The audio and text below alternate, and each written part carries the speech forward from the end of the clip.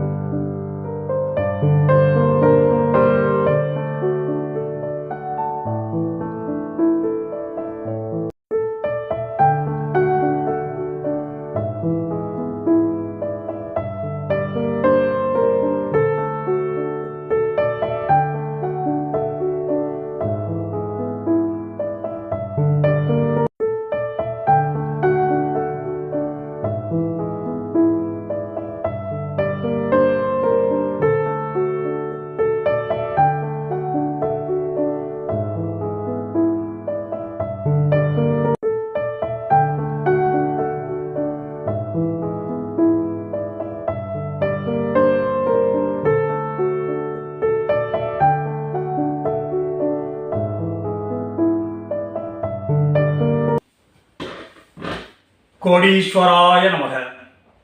வணக்கம். இந்த இசையென்னும் இன்ப நாதத்தை நான் இசைக்கும் பொழுது எல்லாம் வல்ல எனது சிவகுரு கோடி பகவான் நினைவும் அவர் கொடுத்த தெய்வீக கனியான கணக்கன்பட்டியாரின் நினைவும் எனது ஆழ் மனத்திலே அலைமோதுகின்றன. அந்த அலையானது அரும்பெரும் நினைவுகளையெல்லாம் மேலே எழுப்புகின்றது. தாய் தந்தையரின் ஒருமித்த உறவாலே நாம் கருவாகி உருவாகி உயிராகி உடலாகி உன்னதமான பூமிக்கு வந்தோம்.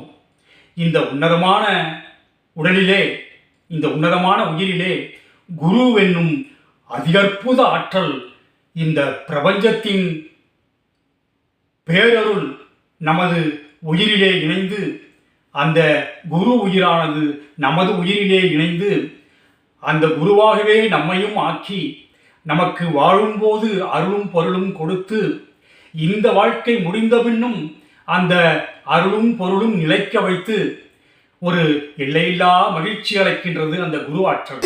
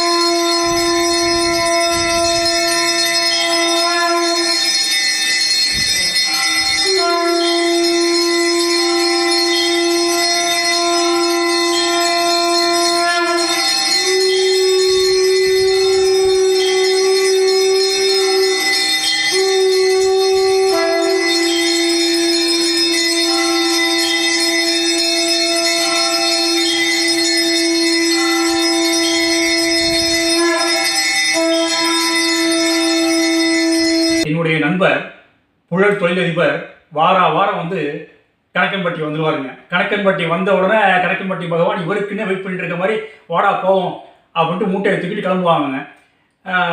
கணக்கன்பட்டி பகவானும் அவர் பின்னால் என்னுடைய நண்பர் புழல் தொழிலதிபரும் அப்புறம் ஒரு 4-5 பேர் போவாங்க.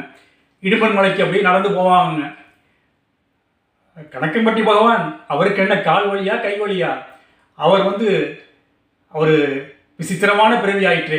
அது ஒரு தெய்வீக பிறவி ஆயிற்று. நம்ம எல்லாம் காப்பாற்ற வந்த ஒரு அரும்பெரும் பிறவி ஆயிற்று. அவர் பாட்டுக்கு சார் நடப்பாருங்க, இவங்க கால் கெடுக்க நடந்து போயிட்டே இருப்பாங்க. இப்படியே நடந்துகிட்டு இருந்ததுங்க.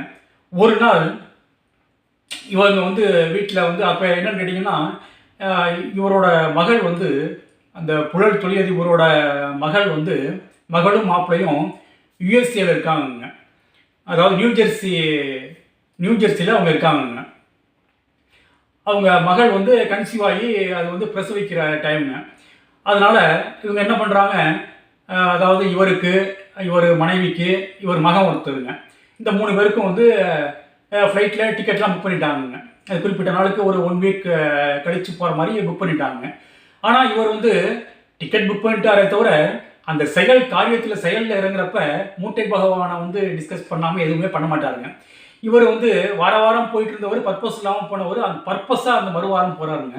அந்த குறிப்பிட்ட வாரம் போகிறாருங்க. என்ன பர்பஸ்ன்னு கேட்டிங்கன்னா, இந்த மாதிரி டிக்கெட்லாம் நாங்கள் புக் பண்ணியிருக்கோம், ஃப்ளைட்டில் டிக்கெட்லாம் புக் பண்ணியிருக்கோம், மக வந்து நியூஜெர்சியில் இருக்கா, கன்சீவாக இருக்கா, இது வந்து பிரசவிக்கிற டைம், நாங்கள் போகணும் அப்படின்னு உத்தரவு வாங்குறதுக்காக தாங்க, அந்த பர்பஸ் தாங்க இவர் கணக்கம்பட்டி போயிருக்காருங்க.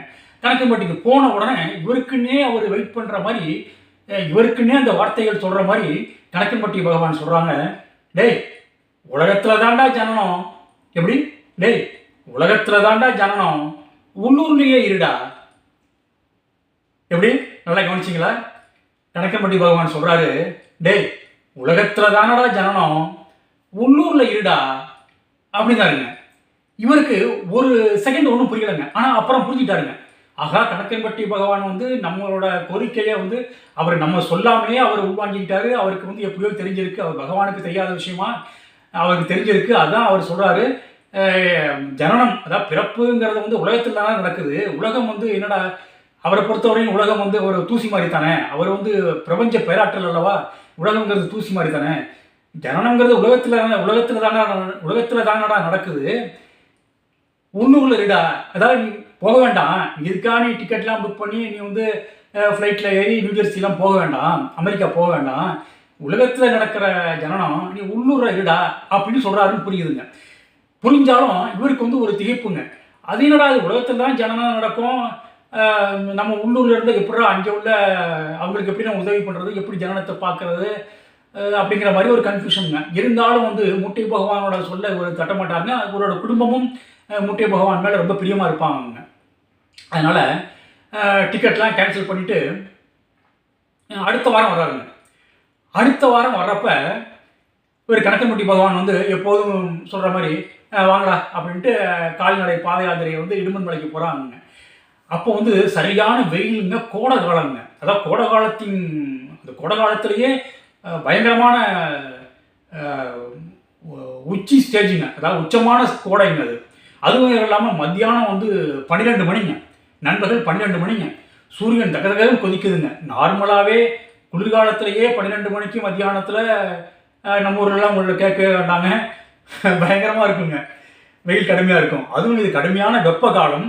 அந்த வெப்ப காலத்தில் கடுமையான நண்பர்கள் 12 மணிங்க. அப்போ வந்து தகதகன்னு இருக்க சூரியனுக்கு கீழே இவங்க வந்து பாத யாத்திரை மாதிரி போகிறாங்க. இவருக்கு பாருங்கள், காலில் செருப்பு வேற போடலைங்க அன்னைக்குன்னு பார்த்து. அப்படி செருப்பு போடாமல் அப்படி நடந்து போகிறாங்க, தகதகன்னு அப்படி கொதிக்குதுங்க. இருந்தாலும் அந்த கணக்கம்பட்டி பகவானை நினைக்கிறப்ப இவரோட வலி வந்து பாதியாக குறைஞ்சிருதுங்க. அந்த அந்த இடர்பாடு, அந்த கஷ்டம் வந்து பாதியாக குறைஞ்சிருதுங்க. இருந்தாலும் கஷ்டம் தாங்க. இவர் அப்படியே கால் கிடக்க நடந்து போகிறார். மற்றவங்களாம் செருப்பு போட்டு நடந்து வர்றாங்க. ஒரு 10 பேர் போகிறாங்க கணக்கம்பட்டி பகவான் பின்னால். இடுமன் மலைக்கு போய் சேர்ந்துட்டாங்க. இடுமன் மலைக்கு போய் சேர்ந்தோடனே பாருங்கள், வெந்த புல்லே என்ன சொல்லுவாங்கள்ல, ஒரு பழமொழி சொல்லுவாங்கள்ல, அதாவது ஒரு புண்ணு வந்து ரொம்ப அதிகமாக இருக்கிற ஸ்டேஜ்லேயே அந்த புண்ணே இடிபட்டு அது இன்னும் அதிகமாகும். அதே மாதிரி இவருக்கு என்னென்னு கேட்டிங்கன்னா, கணக்கம்பட்டி பகவான் திடீர்னு சொல்கிறாங்க, இடுமன் மலை சேர்ந்த உடனே அங்கே ஒரு சின்ன பாறை மாதிரி இருந்ததுங்க. ஒரு 5 அடி உயரத்து பாறைங்க. அந்த பாறையை காமிச்சு, டேய் படுறா அதில் அப்படிங்காருங்க. பாருங்கள் எப்படி கேட்டுக்குங்க. கடுமையான கோடை காலங்க, அதுவும் கடுமையான நண்பர்கள் 12 மணிங்க, அதுவும் ஒரு கடுமையான வெயில் இறங்குற ஒரு பாறைங்க. இவர் வந்து சட்டை வேறு சில்க் சட்டை போட்டிருக்காருங்க. பாருங்கள் எவ்வளவு வந்து அந்த உபத்திரவம் பாருங்கள். இதில் வந்து அவர் வந்து படுன்னு வேறு சொல்கிறாருங்க. இவருக்கு பகீர்னு போச்சுங்க. இருந்தாலும் கணக்கன்பட்டி பகவான், இவரோட பகவான் சொல்றாரு இல்லையா, சிரண்டி போய் அப்படியே படுத்துட்டாருங்க. அப்படியே மல்லாக்க படுத்தாருங்க. அப்படியே வெயில் கிடக்க அப்படியே பயங்கரமா ஏறுதுங்க. இவருக்கு என்ன பண்ணணும்னே புரியல. இருந்தாலும் அப்படியே ஒபே பண்ணி படிச்சுட்டு இருக்காருங்க. ஒரு 3 நிமிஷம் படுத்த உடனே அவர் நினைக்காரு, ஆகா பகவான் நம்மளை கூப்பிடக்கூடாதா, இந்த இக்கட்லேருந்து காப்பாற்றக்கூடாதா அப்படின்ட்டு நினைக்காருங்க. அதுக்கேற்ற மாதிரி பகவான் வந்து டேய் வாடா அப்படின்னு கூப்பிட்றாருங்க. கூப்பிட்ட உடனே அப்புறம் என்ன நினைச்சாரோ தெரியல, கருணை பண்ணாரோ என்னமோ தெரியல, அங்கே இருந்த மணற்பரப்பை காமிச்சு இங்கே படுறா அப்படின்னாருங்க. அப்பையும் படுக்க சொன்னாரு பாருங்க. இவர் படுத்த உடனே இவர் பாருங்க, திடீர்னு இவருக்கு வந்து அது வந்து ஒரு அசதினாலையா, இவருக்கு ஏற்பட்ட ஒரு அசதினாலையா, இல்லை அது வேற ஒரு சம்மந்தப்பட்ட காரியத்தினாலையா தெரியலங்க. இவருக்கு வந்து அப்படியே கண்ணை வந்து, அதாவது மயக்கம் கிடையாதுங்க, அது வந்து கண் ஆனால் பயங்கர மாதிரி மயக்கம் இல்லாமல் ஒரு கண்ணை வந்து மூடுற மாதிரி ஒரு ஸ்டேஜ் வந்ததாங்க. அதாவது வந்து ஒரு அரை மயக்கம், அதாவது மயக்கமும் இல்லாத மாதிரி, அதே சமயம் பயமும் இல்லாத மாதிரியான ஒரு நிலை வந்ததாங்க. இவர் வந்து கண்ணை மூடிட்டாராங்க. ஆனால் இவருடைய உணர்வுகள் அப்படியே விழித்து கொண்டே இருக்கின்றதாங்க. அப்போ இவருக்கு ஒரு காட்சி வந்ததாங்க. ஒரு ஹாஸ்பிட்டலில் இவரோட மகள் வந்து பெட்டில் படுத்திருக்காங்க. பக்கத்தில் வந்து நர்ஸுகள்லாம் வந்து ஏதோ பண்ணுறாங்க. அப்போ வந்து ஒரு ஜனனம் உருவாகுதுங்க. ஒரு இவர் தெரிஞ்சது ஒரு ஆண் குழந்தை உருவாகுதுங்க. அந்த ஆண் குழந்தை உருவானவுடனே அது கத்துதுங்க.